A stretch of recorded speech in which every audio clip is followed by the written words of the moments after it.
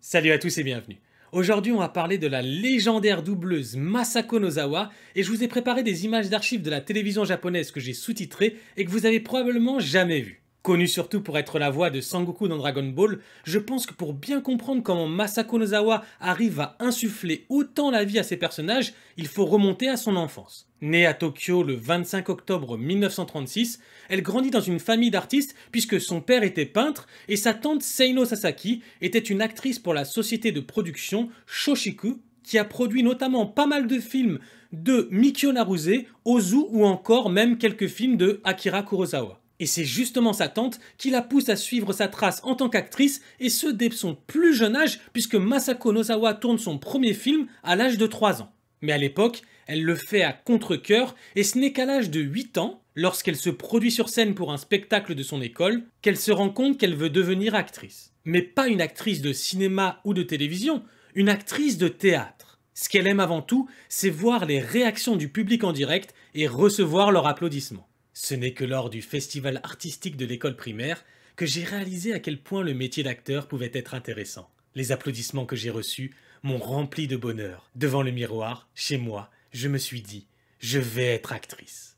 Quand elle était petite, Masako Nozawa était une enfant très active et elle avait beaucoup d'amis garçons avec lesquels elle adorait jouer au chambara, vous savez, les batailles de sabre. Elle avait une personnalité très virile et elle raconte qu'à l'époque, elle n'hésitait pas à frapper les garçons qui l'embêtaient avec un bâton. Elle déménage ensuite dans la préfecture de Gunma, où contre l'avis de sa tante qui souhaite qu'elle poursuive une carrière d'actrice, elle rejoint une troupe de théâtre au lycée.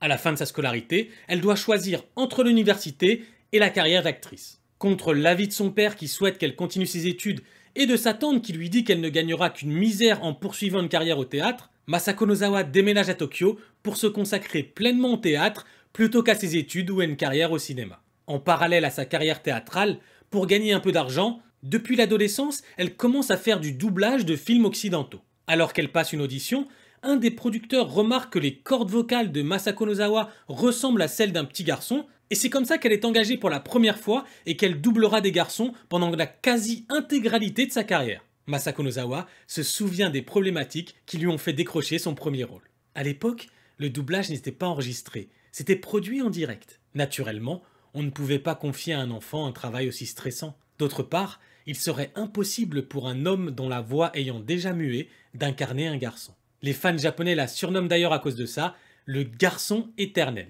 Le premier animé sur lequel elle fera du doublage n'est autre que la première série Astro Boy en noir et blanc, l'adaptation en animé du manga d'Osamu Tezuka, connu chez nous sous le nom d'Astro le petit robot. Bien qu'elle ne double pas un personnage régulier, déjà à l'époque, elle double plusieurs personnages secondaires qui sont des garçons. Son premier rôle principal, ce sera Kitaro dans la série animée Gegege no Kitaro de 1968. À partir de ce moment-là, elle commence à avoir de plus en plus de travail de doublage avec des personnages récurrents, et n'ayant plus le temps de jongler avec sa carrière théâtrale, elle quitte sa troupe de théâtre pour se consacrer pleinement au doublage. Jusqu'ici, dans toutes les interviews qu'elle donne, elle insiste bien pour qu'on ne la désigne pas comme une seiyuu, qui veut dire littéralement comédienne vocale, mais plutôt comme une actrice de théâtre. Mais la chose qui va lui faire changer d'avis, c'est que si le doublage de films occidentaux ne lui permet pas de s'éloigner de la performance d'une personne réelle, dans l'animation, elle peut créer quelque chose à partir de rien, ce qui lui permet d'agir librement et de prendre du plaisir. Avec le doublage, vous pouvez entendre la voix de l'acteur. Il vous suffit donc d'y adapter vos sentiments et votre voix. Dans l'animation, en revanche, il n'y a pas de voix. Il faut donc savoir à quel rythme on doit parler. C'est donc à cette époque qu'elle commence enfin à accepter et à pouvoir dire « Oui, je suis une seiyuu ». Masako Nozawa prend son travail très au sérieux et dans le milieu du doublage, tout le monde le sait, Masako Nozawa-san n'est jamais en retard. Alors d'où lui vient cette réputation en dehors du fait qu'elle soit évidemment ponctuelle? Eh bien ça vient d'une histoire qui ressemble un peu à une rumeur ou à une légende urbaine qui se diffuse dans le milieu mais qui a été confirmée et racontée plusieurs fois par Masako Nozawa en interview. Un jour, alors qu'elle doit se rendre tôt au studio pour enregistrer un épisode de l'anime Tiger Mask, un incendie ravage sa maison ainsi que 16 autres maisons du quartier. Dehors en pyjama, elle a alors demandé à la mère d'une amie de sa fille de lui prêter des vêtements, sauf que cette dernière était très enveloppée Et le pantalon qui était trop large n'arrêtait pas de lui tomber sur les genoux. Elle a commencé à paniquer et finalement elle a réussi à faire tenir le pantalon sur sa taille en utilisant des kumiimo, les cordons tressés japonais, avant de partir en courant vers le studio. Finalement, elle est arrivée au studio avec 5 minutes de retard, elle s'est excusée auprès du staff et de ses collègues, mais sans leur dire ce qui était arrivé. C'est seulement après que la session de doublage soit terminée sans encombre qu'elle a dit à ses collègues « Et au fait les gars, ce matin j'étais en retard parce que ma maison a pris feu », devant évidemment le regard médusé de ses collègues. En plus d'avoir joué Kitaro dans les 2 premières séries animées Gegege no Kitaro, les 2 autres séries majeures pour lesquelles elle est connue au Japon, c'est Galaxy Express 999, où elle prête sa voix à Tetsuro Oshino, et bien évidemment, toute la franchise Dragon Ball. Et que ce soit pour Gegege no Kitaro, Galaxy Express 999 ou Dragon Ball, à chaque fois, elle a passé des auditions, et ce sont les mangaka des œuvres eux-mêmes qui l'ont choisi. D'ailleurs, pour l'audition de Dragon Ball, on a demandé à Akira Toriyama d'écouter les voix des doubleurs sans lui dire les noms, pour ne pas qu'il ait d'idées préconçues et qu'il soit influencé. À l'audition pour Dragon Ball, lorsque Toriyama entend la voix de Masako Nozawa, directement il dit « C'est ça, c'est Goku, il n'y a pas d'autre personne qui peut faire la voix de Goku. » Gokuはこの人って、で私後で聞いたんですけど、この人以外にないっておっしゃってくださったんですって。それ嬉しくて、もう私の宝物として心の中にしまったんですけど、先生と対談になってお茶を飲みながら普通のお話ししてる時に「先生」って言ったら「何ですか?」私悟空はオーディションだったんですよ。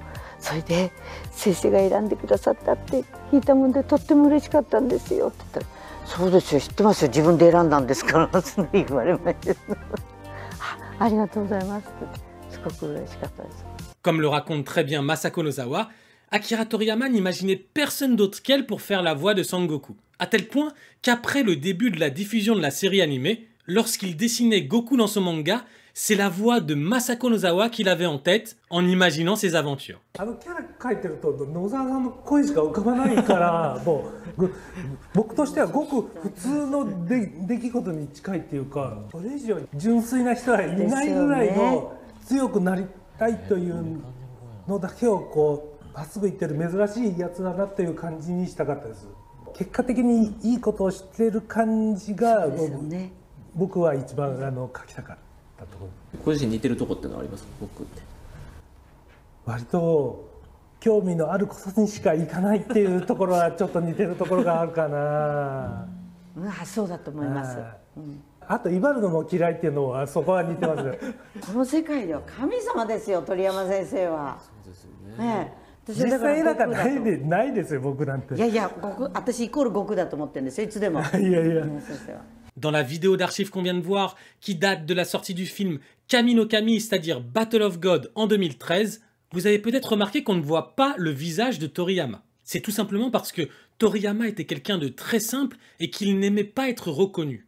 Il en parle d'ailleurs dans une interview donnée à l'occasion des 50 ans du Jump, où il dit, il y a longtemps, « Les gens connaissaient mon visage et on me demandait des autographes au supermarché. Récemment, ce genre de choses n'arrive plus, donc la vie est plus facile. J'ai vraiment l'impression d'être redevenu juste un gars. » C'est d'ailleurs le plus grand regret d'Akira Toriyama de ne pas avoir pris un pseudonyme à l'époque où il a commencé Dr. Slump, parce qu'il était persuadé que son manga ne serait jamais un succès. Pour faire la voix de Goku, Masako Nozawa explique qu'elle ne devient pas le personnage, mais qu'elle est le personnage. En studio, je suis Goku, ce n'est donc pas de la comédie. Je suis Goku, donc je peux lancer des Kamehameha, je peux voler librement, c'est comme si je me disais « Oh là là, mais je peux faire ça !» C'est ce que je ressens. Mais dans Dragon Ball, Masako Nozawa ne se contente pas de faire la voix de Goku, mais elle double toute sa famille, puisqu'elle fait aussi la voix de Gohan et de Goten. Dans une interview croisée avec Akira Toriyama, elle raconte comment elle a appris qu'elle allait faire la voix de Gohan. Le jour de l'enregistrement du premier épisode de Dragon Ball Z, Nozawa ne savait même pas qu'elle avait été choisie. Quand elle reçoit le script, il y avait écrit Goku Gohan dans une rangée, et en dessous il y avait écrit Masako Nozawa. Puis à côté, il y avait le nom de la personne suivante. Donc elle s'est demandé ce qui se passait, et elle a appelé le producteur qui à l'époque était Kozo Morishita, en lui disant « Mais attendez, mais il y a une erreur là, sur le script, il y a mon nom à côté de Goku, mais il n'y a pas de nom à côté de Gohan. Je ne comprends pas qui double Gohan. » Et là, le producteur Morishita lui a tout simplement répondu « Mais c'est vous, Nozawa-san !» Et c'est comme ça que Masako Nozawa a appris qu'elle allait aussi faire la voix de Gohan le jour de l'enregistrement du premier épisode de Dragon Ball Z. Elle double donc à la fois Goku, Gohan et Goten. Et normalement, lorsqu'un doubleur double plusieurs personnages, on va prendre le cas de Dragon Ball par exemple, il enregistre d'abord Goku avec tous les autres doubleurs, puis derrière il fait une session tout seul pour enregistrer Gohan, et encore une nouvelle session derrière pour enregistrer Goten. Mais ce n'est pas le cas de Masako Nozawa qui a la capacité d'enregistrer les 3 voix simultanément. Suivant que le ton de sa voix augmente et monte dans les aigus, on a les voix de Goku, de Gohan et de Goten. Mais encore mieux que des explications, je vous propose de regarder comment elle travaille en vidéo. ダメだ。やっぱり兄ちゃんにはかなわんないや。そりゃ5点より長い間修行してるもんな。でも5点だってなかなかだよ。お父さん本当に武道館に来てくれるかな。5点お父さんに会うの初めてだったもんな。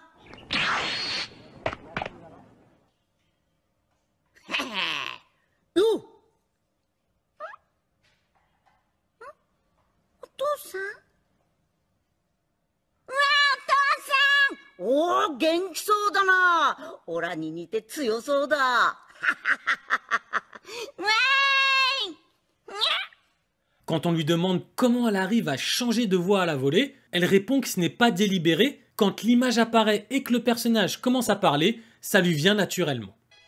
どう演じ分けてるんですか？絵を見て。絵見て、悟空が喋ったらすぐ悟空でセリフ出ますし、5点になったらすぐ5点に切り替わるんですけど。野沢さんは普通のことのようにおっしゃいましたが、なかなかプロの声優さんでも瞬時に演じ分けられる人はいないんだとか。ここで野沢さんにアテレコで一番大切なことを教えてもらいました。その役になりきることですよね。やっぱりそれになって生きたセリフを言わなきゃいけないわけじゃないですか。生きてる人間にしなきゃいけないわけだからね。絵をね、命を与えるわけですから、私たちが。だからあまり気にすることはないんですけど、自然とパッと入っていけてすぐに。そうすると生きてそれぞれが、いろいろ暴れてくれると思うんですよね。キャラクターになりきり生きたセリフを言うことで、そのキャラクターに命を吹き込む。これが声優の仕事の真髄なのです。Pour créer la voix d'un personnage, Masako Nozawa raconte qu'il est plus facile pour elle de se vider l'esprit et de se placer dans un état néant, parce que lorsqu'on développe un personnage, il est difficile de se détacher des autres rôles incarnés par le passé. Ça ne fait que créer une confusion qui altère sa voix et donc aussi sa performance. Les voix de Gohan et Goten lui sont donc venues tout naturellement. Leurs voix sont similaires parce que c'est leur père, mais Goku a été élevé par son grand-père dans les montagnes, alors que Gohan et Goten ont été élevés par Shishi dans un environnement complètement différent. La façon dont ils parlent est donc naturellement différente. J'utilise mon imagination et mon instinct plutôt que de changer consciemment ma voix. Le 1er décembre 2023, lors de la cérémonie du 71e prix Kankikuchi, un prix décerné à des personnalités notables des domaines culturels de l'année écoulée, elle reçoit le prix de représentante novatrice des comédiens de doublage japonais, aimée de tous, génération après génération. Lors de son discours émouvant, Masako Nozawa, qui a désormais 87 ans, a déclaré qu'elle n'avait aucune intention de prendre sa retraite. J'adore mon travail de seiyuu. Je compte continuer à jouer jusqu'à 182 ans. Le nombre 182 est sorti de nulle part, mais je l'aime bien. Je veux vivre jusqu'à 182 ans et continuer de transmettre des émotions tant que je serai en vie. On sent que même à 87 ans, elle a toujours cette passion en elle et même des rêves un peu fous, comme quand elle parlait de vouloir allumer la vasque olympique aux Jeux Olympiques de Tokyo 2020 en lançant un Genki-dama géant depuis le stade habillé en Goku. オリンピック出たいんです。オリンピックに。そう。成果をつけたいんです。あ、成果。じゃあ東京オリンピックなんか。そう、東京オリンピックでやりたいんですよ、私。悟空で。悟空で。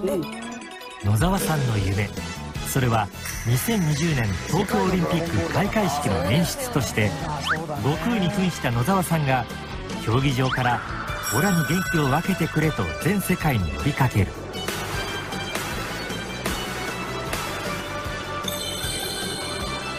界中からみんなの元気を東京に集め、その巨大な元気玉を聖火台に打ち聖火を灯すという壮大なもの。一人じゃないんですから、私が皆さんのあれを一緒に持ってきて送るんですから、聖火台に。今度オリンピック東京でやりますよね、東京でやりますので、私としましては仲間からも盛り上がったんですけど、聖火がありますね、聖火を悟空が灯したいんです。はーでブワッと、そうすると世界中の方が見てて喜んでいただけるんではないかなと思いましたので。ということは聖火の最終走者になるということですか？走者は走れないな。On se rappelle tous de la cérémonie de clôture des JO de Rio en 2016 avec l'ancien Premier ministre japonais Shinzo Abe qui était sorti d'un tuyau déguisé en Mario pour annoncer les JO de Tokyo en 2020. C'était le soft power japonais à son apogée et c'est pour ça que je trouve ça vraiment dommage que l'idée de Masako Nozawa n'ait pas été adoptée pour la cérémonie d'ouverture des JO de Tokyo en 2020. Ça aurait été vraiment incroyable. Je pense que tout le monde aurait été devant sa télé en levant les mains au ciel pour lui envoyer son énergie. On a bien vu avec le décès d'Akira Toriyama en mars 2024 comment Dragon Ball est une œuvre intertemporelle qui traverse les générations et je pense personnellement que Masako Nozawa y est pour beaucoup. Dragon Ball, c'est plus qu'un animé ou un manga. Dragon Ball, c'est la vie. Et pour illustrer le pouvoir que peut avoir Dragon Ball sur les gens, je vous propose de regarder cette anecdote incroyable de Masako Nozawa lors d'une émission de télé où elle échange avec Mayumi Tanaka, la voix de Luffy, Krillin et Yajirobe, ainsi qu'avek Koichi Yamadera, la voix japonaise de Donald Duck, de Beerus et de Spike dans Cowboy Bebop. 本当にアニメの力って何なんだろうなと思う時あるんですよね。っていうのはね、私ある時に2月だったんですね、それが。でお父さんから手紙が来て、もう息子は病気で2月いっぱい持ちません。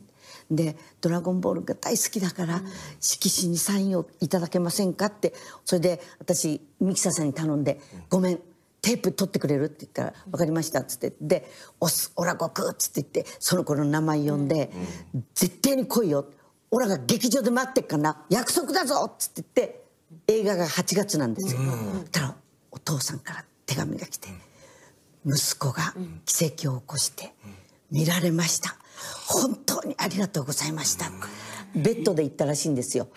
ベッドで行って絶対座ることできないんですって。そしたらどうしても椅子に座ってみるって言って椅子を持ってきたら椅子に座って見てたんですって。ちゃんと劇場で椅子見られて帰ってきて来る日亡くなったんですって。その時にお医者さんのお手紙が一緒に添えてあったんですよ。そしたら僕たちは勉強してそれで人の命を少しでも長らえよとか生きさせようってしてやってお勉強してやってるんだけど、それもできなくてアニメの力って何なんでしょう、僕今知らされました。お医者さんがお医者さんがじゃなくて、そうびっくりしました。もういやもうすごいなこのアニメの力ってってその時すっごく感じたんですよね。Masako Nozawa aura laissé une trace inestimable dans le monde du doublage et à travers l'œuvre de Toriyama, elle aura vraiment affecté la vie de tant de personnes. Et je trouve qu'il y a une publicité qui reflète parfaitement ça, c'est la pub japonaise pour le jeu Kakarot. Les gamins de cette pub, c'est nous, quand on rentrait de l'école en courant le mercredi après-midi pour aller voir Dragon Ball Z à la télé sur TF1.